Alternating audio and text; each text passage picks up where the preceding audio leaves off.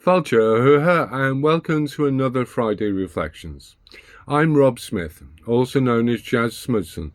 Àrd-dhruidh is àrd-ollamh na tuatha, the arch-druid and chief doctor of art of the tribe. We're continuing to improve and add to the website, and we've now uploaded a daily ritual and rituals for the dark of the moon and the new moon, as well as the rituals for Imbolc and Beltane, which you can find in the members section. The book club reading Celtic Heritage is continuing, and Ikeno, also known as Alexander, will shortly be starting an Ogden course for those interested. The summer solstice is in 2 days' time. The solar festivals are controversial, as some Celtic pagans believe the ancient Celts did not celebrate them. However, there is a lot of evidence from myth, folklore, tradition, and pastoral and the agricultural cycles that the solstice was an important time and was indeed celebrated. The primary myth is the first battle of àrd-dhruidh, when the tuatha battle their cousins, the àrd-ollamh. The myth states that the battle takes place, quote, in the middle of summer when half the season was gone. It also says it occurred 6 weeks after the landing of the tuatha at Beltane. The battle is important as it established the supremacy of the tuatha over Ireland. During the course of the battle, Noatha loses his right arm after combating Streng. Breach decrees that the High King must be without blemish. As a result, Noatha cannot continue as High King. The women of the tuatha urge them to elect Uwch Bres, who is half Fomor. The tuatha do so, but the iniquity of his reign leads to the rebellion of the tuatha and the second battle of àrd-dhruidh against the Fomor. One of the contrasts between the two battles is that the first battle can be viewed as, quote, civilized, unquote, warfare, as against, quote, brutal, unquote, warfare of the second. In the first, the tuatha and the àrd-ollamh exchanged weapons, so that neither would have an advantage. A week before the battle, the two sides have a game of hurling.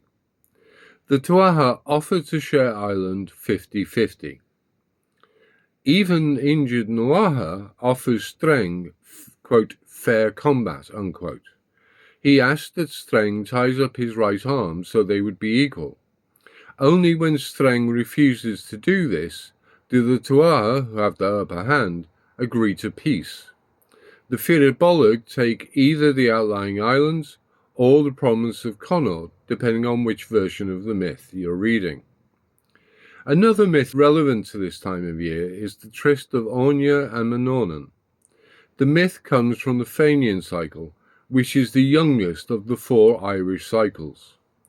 Áine's brother, either Fèis or Éileann, is in love with àrd-dhruidh, the icon of breasts, one of Manannán's wives.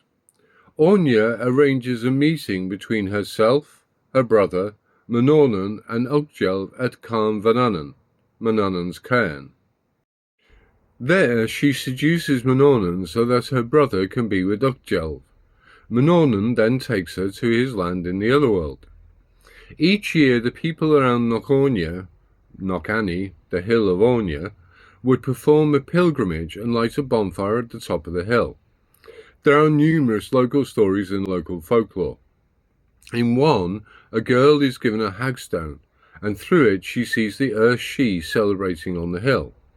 In another, the celebrations were cancelled due to the death of a local farmer, yet people could still see the àrd-dhruidh themselves carrying on the celebration.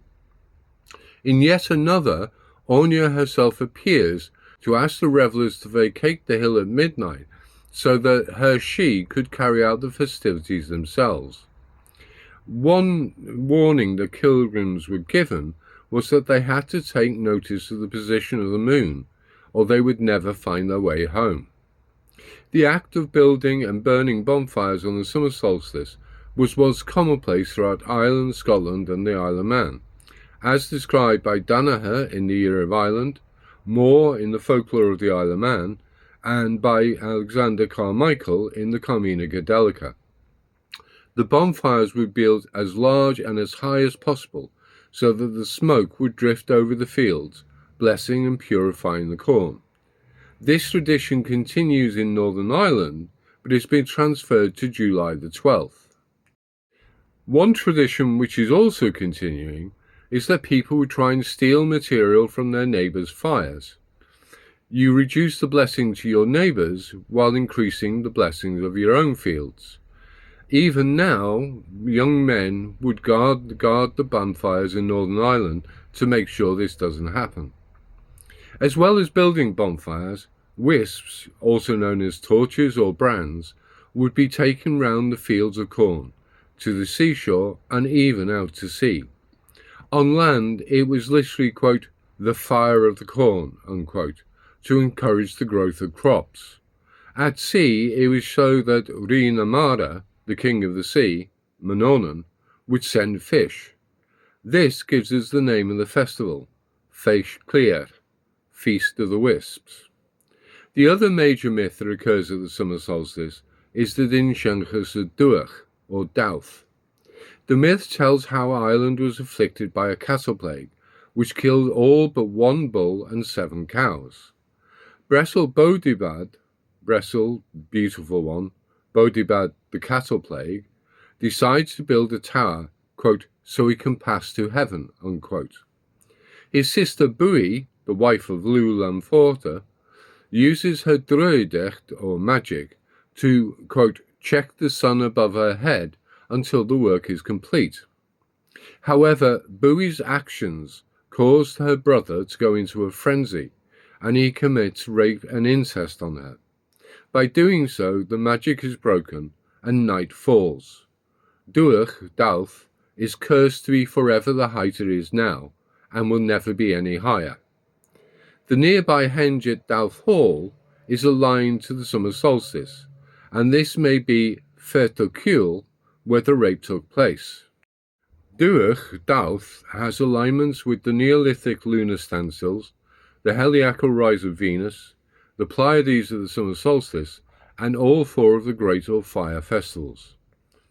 The solstice is the occasion for the start of sheep shearing, and the last date for the bulling of cows, so calves would be born in March and April, ready for the transhumance of Beltane. The bull and 7 cows may be a reference to the Pleiades. The Pleiades are a star cluster in the constellation Taurus. In Ireland, the sight of the Pleiades in conjunction with the moon was characterized as the sisters chasing the moon. But it could quite easily be the 7 cows chasing the bull. Áine and her sisters are said to ride out at the full moon, and the cliair, Bui, gives birth to the full moon once every 19 years at Cliair na Mointeach opposite the stones of Callanish. As well as sheep shearing and bull rearing, there are a number of plants that bloom at this time. St. John's wort, for example, produces beautiful yellow flowers. Meadowsweet, the favoured flower of Áine, produces clusters of white flowers, and vervain also blooms at this time of year.